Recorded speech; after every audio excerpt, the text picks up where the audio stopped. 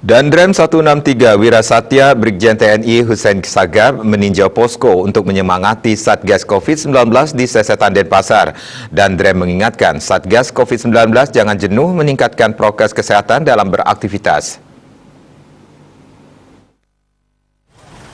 Dandrem 163 Wirasatya Brigjen TNI Hussein Sagaf didampingi Sekretaris Satgas COVID-19 Provinsi Bali Imade Rentin meninjau posko terpadu Desa Tangguh berbasis gotong royong di Kelurahan Sesetan Denpasar Selatan.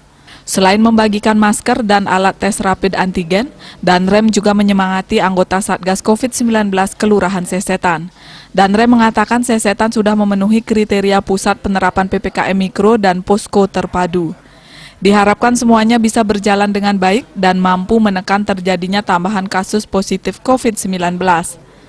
Selain Kota Denpasar, pendisiplinan PPKM Mikro dan posko terpadu perlu dilakukan di Kabupaten Badung, Tabanan, Gianyar, dan Bangli karena tambahan kasus baru per hari di 5 daerah tersebut cukup tinggi.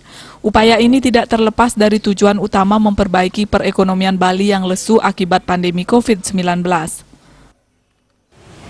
Anggota seluruhnya tetap semangat, jangan pernah menyerah, karena COVID sendiri nggak pernah menyerah, dia terus menyerang kita, jadi kita harus tetap semangat, terus